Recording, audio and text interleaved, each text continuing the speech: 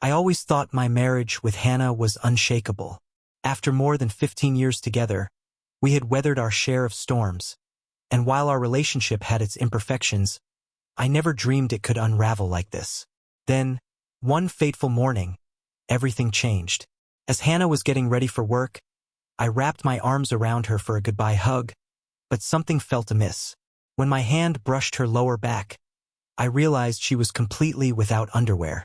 In a different context, that might have sparked a thrill, but instead, it sent a chill through me. I hesitated, lifting the hem of her skirt and fighting to keep my voice calm. "Why aren't you wearing anything underneath this?" I asked, struggling to keep my tone from escalating. She recoiled, as if my concern was insignificant, barely acknowledging me. "You'll understand everything tonight," she said, her words cryptic and rushed as she dashed out the door. I stood there, stunned and confused, trying to process what had just transpired. My thoughts raced, filled with unanswered questions, but the answers eluded me. Without pausing to think, I grabbed my phone and quickly messaged my friend Sophie. "She's gone. I think something's wrong. Can you help me?" I typed, and Sophie replied almost immediately. "I've got someone watching her. We'll figure this out soon." This whole nightmare had kicked off just 2 days earlier. I was working my usual night shift when we got a call about a minor traffic accident. After confirming that everyone was okay, I took a breather and headed to the restroom. That's when it hit me. A sharp, excruciating pain that felt like a freight train had derailed inside me. I couldn't stifle a cry, doubled over in agony. Caleb, one of my colleagues, heard my cries and rushed in. "Hey, are you all right?" he asked, concern etched on his face when he saw me hunched over. "I don't know," I groaned, still racked with discomfort. Caleb's eyes darted to the urinal, and he winced. "That doesn't look good, man. You need to get that checked out." I followed his gaze and saw the greenish discharge. My heart plummeted. I knew what that signified, and so did he. "Thanks. I'll see a doctor first thing in the morning." "I don't want to stir up any trouble at the hospital," I replied, attempting to sound calm. The next day, I made my way to a nearby hospital, praying to avoid running into anyone I recognized. Luckily, the waiting area was deserted, and I was ushered in quickly. After some tests, I found myself nervously seated in an exam room, fear gnawing at my insides. A nurse entered first, avoiding eye contact as she took my vitals. "The doctor will be in shortly," she muttered before slipping out. When the doctor finally walked in, he wasted no time. "Mr. Jacobs, I have some unfortunate news," he said gravely. "You have chlamydia." It felt like the ground dropped from beneath me. "Chlamydia?" I echoed, my voice barely a whisper. He nodded, explaining I would need antibiotics and that I should refrain from any sexual activity for at least a week after treatment. He also mentioned that my recent sexual partners would need to be tested. Staring blankly at him, my thoughts spiraled. "There's only been one," I muttered. "My wife." The truth hit me hard. Hannah had given me an STD. I couldn't fathom how this had happened. We had been married for so long, and as far as I knew, neither of us had strayed. I needed to confide in someone, so I reached out to my parents. My dad answered, sounding upbeat and blissfully ignorant of the turmoil in my life. "Hey, Dad, can I come over? I need to talk," I said, trying to keep my voice steady. "Absolutely, son. We'll make some coffee. Come right over," he replied warmly, his tone providing the comfort I so desperately needed. My family had always held strong religious values, emphasizing fidelity and abstinence before marriage. I had lived by those principles, remaining a virgin until I wed Hannah at 23. Back then, she was patient, guiding me through my inexperience and teaching me what she enjoyed. I always believed our intimate life was healthy. It might not have been wild or exciting, but I thought it worked, for a time at least. When I arrived at my parents' house, my dad welcomed me with a hug at the door. "Come on in, son," he said. "Your mom's got coffee brewing." I settled down at the dining table with them. After a quick prayer over our meal, my dad scrutinized me with concern. "What's going on, Brandon?" You don't seem like yourself. Taking a deep breath, I decided it was time to be honest. I just got back from the doctor. I have chlamydia. My mother gasped, covering her mouth in shock. Oh my goodness, she whispered. My dad, though worried, maintained his calm demeanor as he studied my face. Were you unfaithful to Hannah? He asked, his tone gentle yet direct. No, Dad. I swear I've never cheated on her, I replied, my voice trembling. He nodded, believing me without a second thought. Then it's her, he said quietly. What are you planning to do now? I sighed deeply, feeling the crushing weight of my reality. I think I have to divorce her, I admitted, the bitter taste of those words heavy on my tongue. My mom looked heartbroken. What about the girls? Ava and Maya? How will they cope with this? I knew my parents were worried about my daughters. Ava was 14 and Maya was 13. They were old enough to understand the gravity of the situation, yet still too young to make sense of such a betrayal. They'll come to understand eventually, I replied, though my uncertainty lingered. Deep down, I couldn't shake the feeling that this wasn't going to be enough. My dad nodded gravely, his face serious. If infidelity is indeed the problem, you have solid grounds for a divorce according to biblical teachings. Then, a thought seemed to light up in his mind. I should reach out to Sophie Hayes. She's a family law attorney at our church, and she'll know how to handle this situation. I felt a wave of unexpected relief wash over me. My dad had always been my go-to person for problem-solving during tough times, and here he was again, ready to lend a hand. He wasted no time dialing Sophie, and in no time at all I had an appointment set for that afternoon. Don't forget to bring your financial records, he reminded me. She'll need to look them over carefully. Once I got home, I started digging up the necessary paperwork, but what I found left me even more shocked. Around 8 years ago, Hannah had insisted on filing our tax returns separately. I had accepted it without questioning her, but as I sifted through the old files, I stumbled upon something unusual. She had been making a lot more money than I had ever realized, significant bonuses and commissions that we had never discussed. As I continued my search, I came across a hidden bank account with nearly $4 million in it. The realization hit me like a gut punch. Just then, my phone buzzed. It was a text from Hannah. Working late tonight. Don't wait up. My jaw tightened as I shot back a terse, okay, fighting to keep my anger from boiling over. Hannah was a stockbroker on Wall Street, and I used to think late nights were just part of her job. But now, I saw it for what it truly was, an excuse to hide whatever she was up to behind my back. Armed with the financial records and details about the secret account, I made my way to my meeting with Sophie.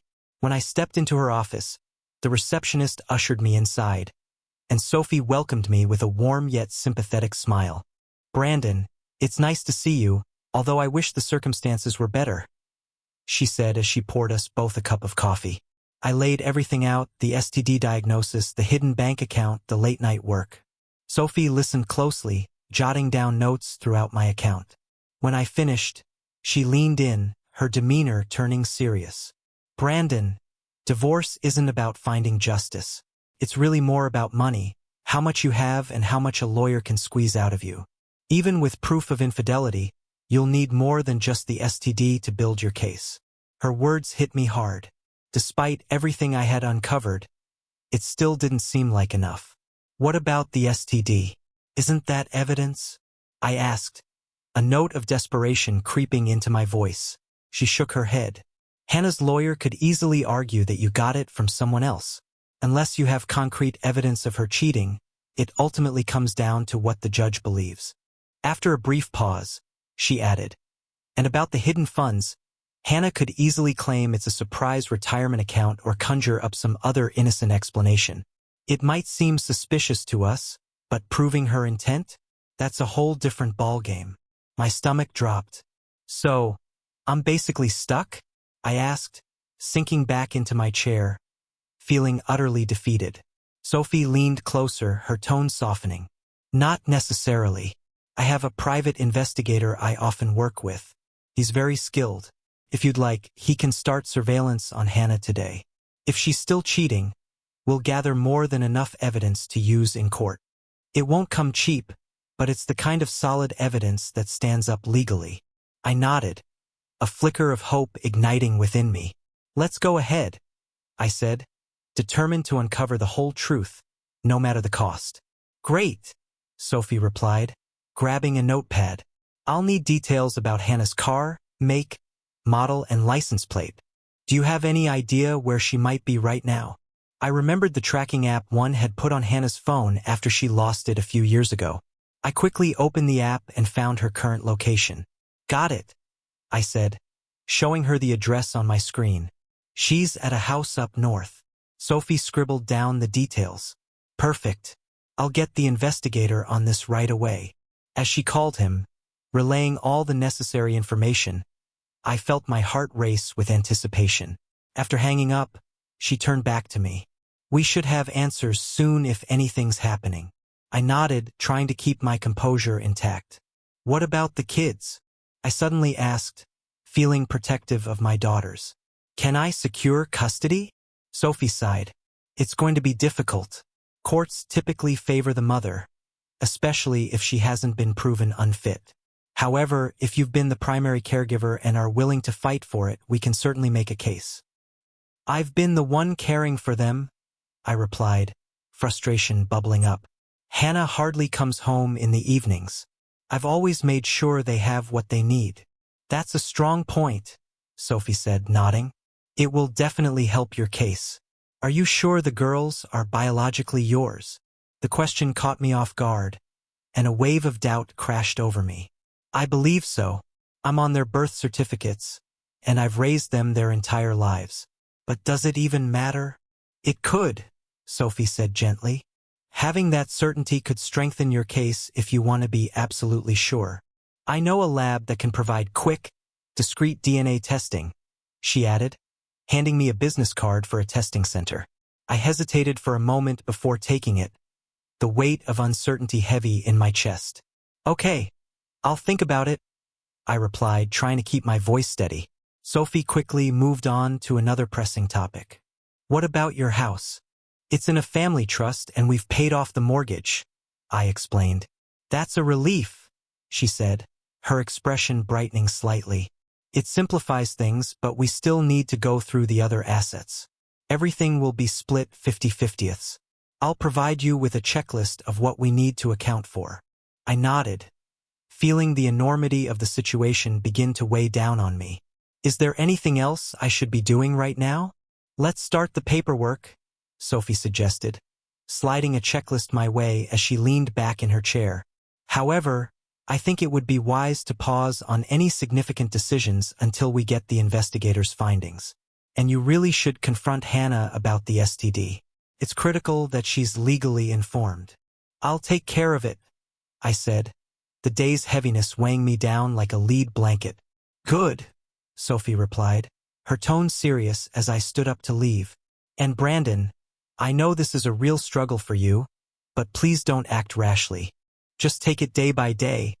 It will get better. I nodded in gratitude and stepped out. Before heading home, I made a pit stop at the lab to pick up a DNA test kit. The chilling thought that my daughters might not be mine gnawed at me relentlessly, a terrifying possibility I wasn't ready to confront. But after everything that had come to light, I realized I couldn't keep pretending everything was fine.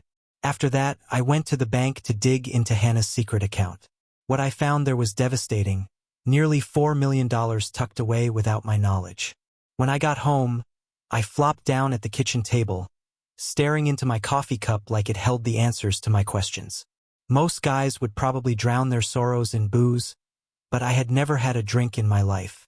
My upbringing was steeped in strict principles, and even with my world crumbling, I wasn't about to break that rule now. As I replayed the morning's events in my mind, Hannah pulling away with that cryptic promise, I felt an icy dread wash over me. It was clear she had been plotting something devious, and part of me was terrified to uncover the truth.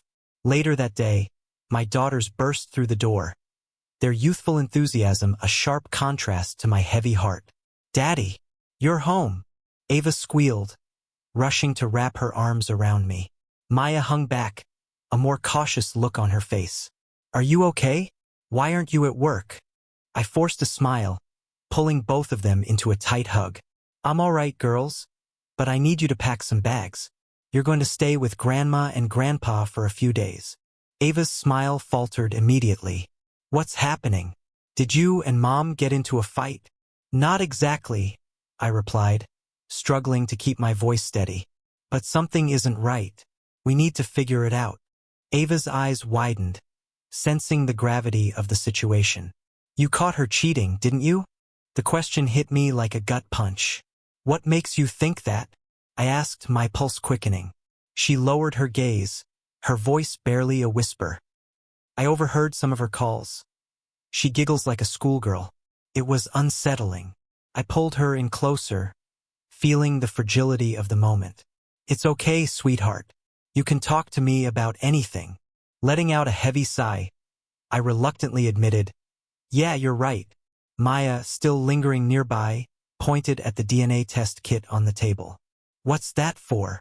I hesitated, searching for a suitable answer. "It's something my lawyer recommended for legal purposes."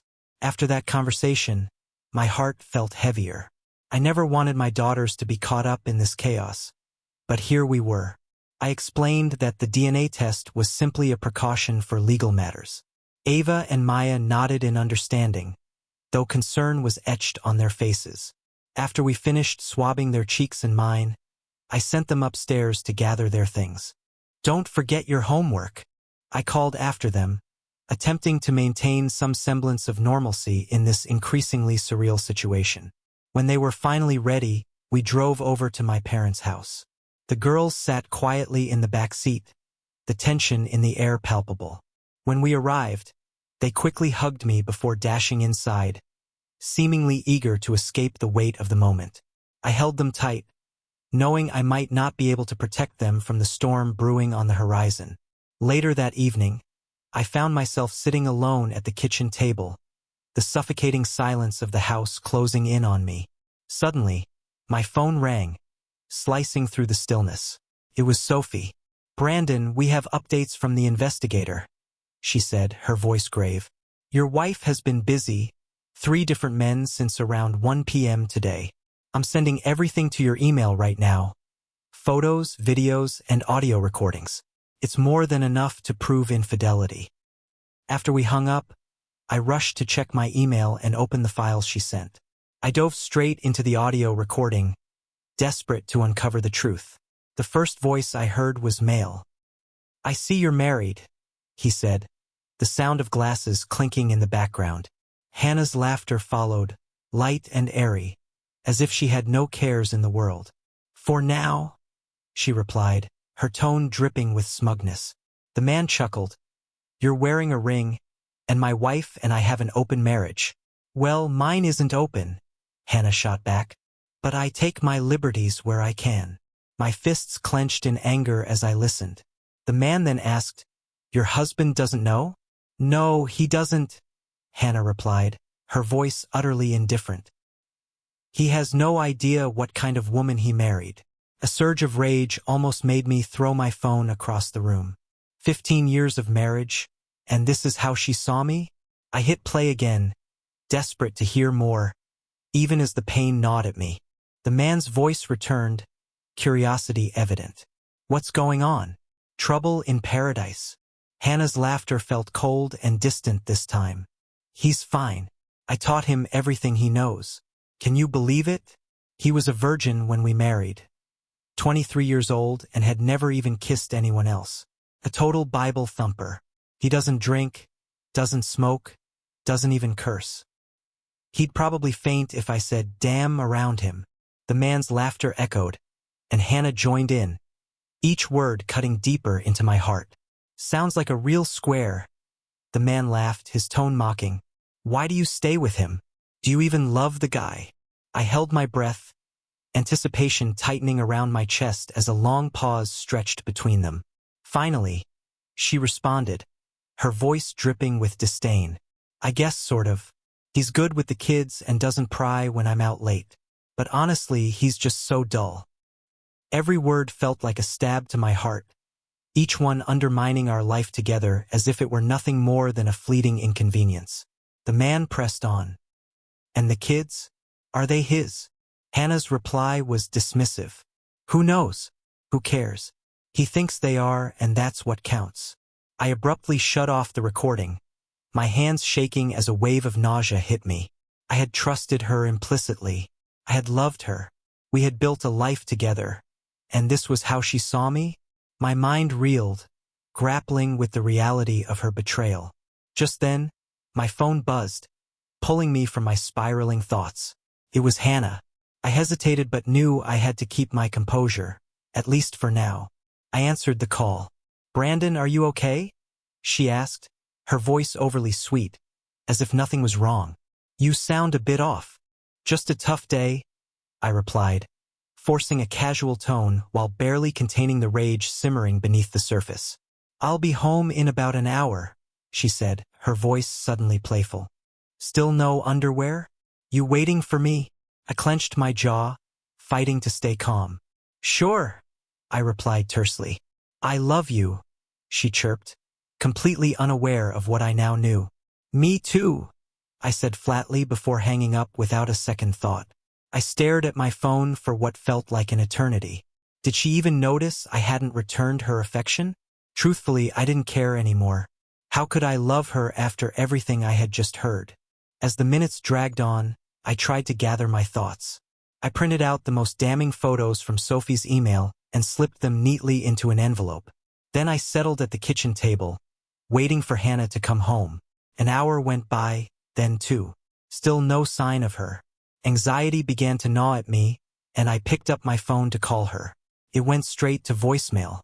By the time 4 hours had passed, I was pacing the house, restless and uncertain about my next move.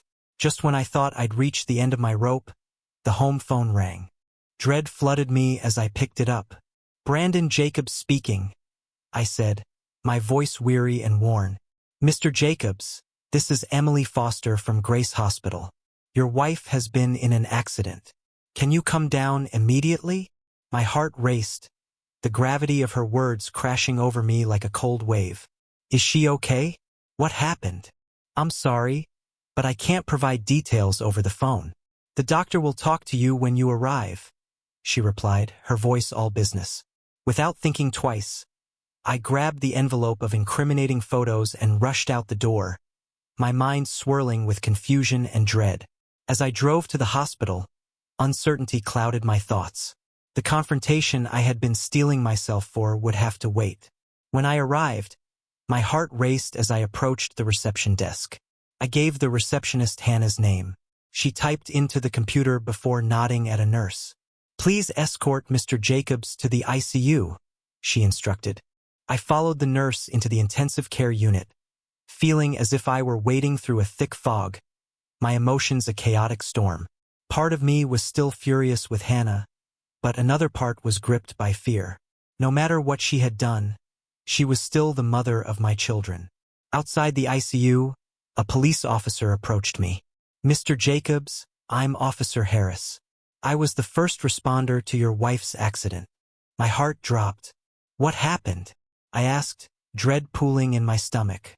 "She was crossing the street when a motorcycle weaved between the cars and struck her," he explained. "The rider was under the influence of drugs." "I'm sorry," I murmured. But before I could ask more questions, the doctor stepped forward. "Mr. Jacobs, I'm Dr. Miller. I'm overseeing your wife's treatment." "How is she?" I asked, bracing myself for the worst. "She's in critical condition," Dr. Miller said, his expression serious. "She has multiple fractures, internal injuries, and severe head trauma. We've placed her in a medically induced coma to reduce swelling in her brain. Right now it's touch and go." I felt as though the ground had been pulled out from under me. The thought of Hannah lying there, broken and helpless, was more than I could bear. She had always been my anchor, my unwavering support. Dr. Miller continued, "There's something else you need to know. Were you aware of your wife's chlamydia diagnosis?" I could only manage a numb response. "I just found out this morning." "You also need to be tested for HIV," he said, his words slicing through the fog of disbelief enveloping me. We've run tests on Hannah, and while we're still waiting for results, there's a possibility she may be HIV positive. The weight of those words pressed down on me. HIV, I repeated, struggling to wrap my head around the enormity of it all. Yes, Dr. Miller confirmed gently. If you haven't been tested yet, I strongly advise you see your doctor as soon as possible. If you test positive, there are treatments that can help you manage it. But the sooner you know, the better. I nodded numbly, the reality of his words crashing over me like a tidal wave. How long will she be here? It's difficult to say, he replied. She might stay in the ICU for weeks or even longer. We're monitoring her closely. He guided me into Hannah's room, and my heart sank at the sight before me. There she was, completely wrapped in bandages, with one leg encased in a heavy cast that reached all the way to her hip. Her face was a disturbing canvas of swelling and bruises, held together by stitches in multiple places. This wasn't the woman I had shared my life with for the last 15 years. She resembled a survivor of some horrific ordeal. I stood there, feeling as if time had stopped, wrestling with a torrent of conflicting emotions. Despite the deep hurt she had caused me, witnessing her in such a fragile state still tugged at my heart. After a brief moment of indecision, I fished an envelope filled with incriminating photos from my pocket. I removed my wedding ring, the very symbol of our shared life, and placed it inside the envelope beside the pictures, then wrote her name on the outside in bold letters. "Excuse me," I called out softly to the nurse who had just entered. A young woman stepped in, her expression a blend of empathy and professionalism. "Could you please ensure she gets this when she wakes up?" I asked, handing her the envelope. She nodded with understanding. "Absolutely, sir." As I turned to leave, I paused at the door, casting one last look at Hannah. No matter how much I wanted to loathe her, seeing her so exposed and vulnerable stirred something within me. She had made her choices, yet now it felt like fate had dealt her a cruel hand. "Goodbye, Hannah," I whispered, stepping out into the corridor. Once home, I collapsed onto my bed, utterly spent, physically, emotionally, and mentally. The past few days had been a surreal nightmare, and I wasn't sure how much more I could bear. Over the next few weeks, I started organizing for Hannah's recovery. I secured a modest 2-bedroom apartment, paid the deposit, and covered the first 2 months' rent using her portion of our joint funds. The apartment had a garage where I stashed all her belongings, creating a space for her to recuperate once she left the hospital. 3 weeks after that harrowing night at the hospital, I got the all-clear from my doctor. Fortunately, I tested negative for HIV, and while it felt like a small win, the emotional scars left by Hannah's betrayal were still very much alive and painful. Physical healing was one thing. I understood it would take far longer to mend the heartache she had inflicted on me. At last, 3 weeks after her accident, Hannah woke up from her coma. I dropped the girls off at my parents' house before heading to the hospital to see her. With each mile that passed, I braced myself for the confrontation I knew awaited me. I understood it wouldn't be easy, but I had to face it head-on. When I arrived, I saw Dr. Miller engaged in conversation with some nurses. Nearby, a man in a brown jacket held a manila envelope, clearly a process server. "How is she doing?" I asked Dr. Miller as I approached him. "She's stable," he replied, maintaining a calm demeanor. "Her vitals are good, and the infection from the chlamydia has cleared up. We're just keeping her under observation for now." I took a deep breath, allowing a glimmer of hope to penetrate the emotional storm swirling in my mind. The process server followed me into Hannah's room, lingering near the back while I stepped up to her bedside. Hannah looked up, her eyes tired but alert. She noticed the open envelope I had left on the table beside her. "Brandon," she said weakly, almost as if she were testing the waters. "Hannah?" I replied, my voice steady despite the turmoil roiling inside me. She gestured toward the envelope. "So you found out?" "Yes," I replied, my tone unwavering. "You passed your illness to me, and I have all the evidence I need." The process server stepped forward, clearing his throat. "Are you Hannah Jacobs?" he asked, his demeanor formal. "Yes," Hannah replied, her voice barely a whisper. He handed her the manila envelope and quickly snapped a photo with his phone. "You've been served," he stated before quietly exiting the room. The color drained from Hannah's face as the reality hit her. "You couldn't even wait until I was out of the hospital?" she asked, her voice cracking. "No," I replied firmly. "You were planning to leave me anyway. I just expedited your timeline." Tears filled her eyes as she processed the weight of what was happening. "Do the girls know?" she asked, her voice small and trembling. "They know," I said coldly. "And they're not exactly thrilled with you right now, which is why they're not here. Don't worry about them. I'm pursuing full custody. They'll see you if they want to," I continued. "But for now, they want nothing to do with you." Her face twisted in anguish. "I guess you hate me too," she murmured, wiping her eyes with the back of her hand.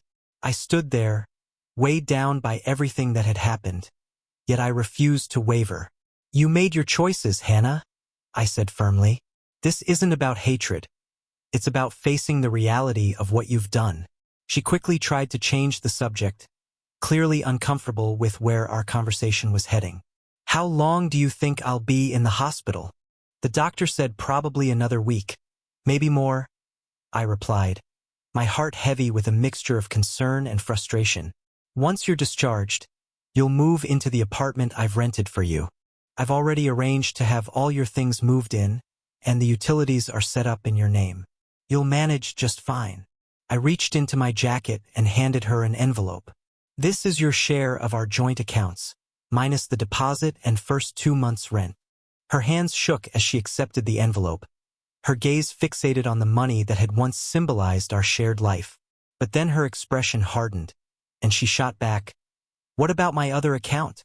I locked eyes with her, refusing to back down. "I had my lawyer freeze your secret account. You won't be able to access it until you sign the divorce papers. You can keep half. The other half is mine." The shock on her face was palpable. "You froze it?" she exclaimed, disbelief lacing her voice. "I'll fight you for it." I leaned in closer, lowering my voice to a measured whisper. "That would be a big mistake, Hannah. If you decide to battle me, all the evidence, the photos, videos, and recordings will be made public. Is that really the route you want to take?" She paled at the thought, her earlier defiance crumbling under the weight of my words. "Fine," she conceded quietly. "I'll sign the papers." "Good," I replied, turning to leave. But just as I reached the door, she called out to me. "Can I call the girls?" Her voice trembled, fragile as if she feared rejection yet needed to ask. I hesitated, my hand resting on the doorknob. "You can try," I said, softening slightly, "but don't be surprised if they don't pick up." She nodded, the reality of my words settling in. "Thank you for that," she murmured, her voice barely above a whisper. Without saying another word, I walked out, leaving her to confront the consequences of her actions. As I passed the nurse's station, I noticed a few shooting me disapproving looks, but I brushed it aside. Their judgments didn't matter. I had bigger battles to fight. The divorce went through quickly. I made sure Hannah's hidden account was divided equally, with my share, $2 million, going straight into college funds for Ava and Maya. I had no interest in claiming that money for myself. My sole focus was on providing them with a secure future. Not long after, I received the final results of my HIV test. Negative. A wave of relief washed over me, lifting a heavy burden from my shoulders. I had narrowly avoided a disaster, but I understood that the emotional scars from Hannah's betrayal would linger much longer. As time moved forward, life began to reshape itself.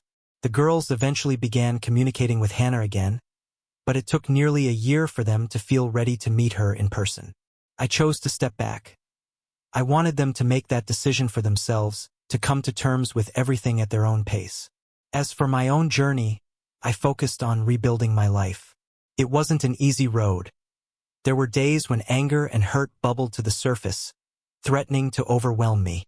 Yet, as time passed, I discovered an inner strength I didn't know I possessed. I became resolute in my determination to provide a stable and loving home for my daughters. In the end, Hannah became just a chapter in my story. Painful, yes, but ultimately one that imparted valuable lessons about resilience and self-worth. While the future remained uncertain, one thing was crystal clear. I would never allow anyone to exploit my trust again. No matter what, I would always stand by my girls.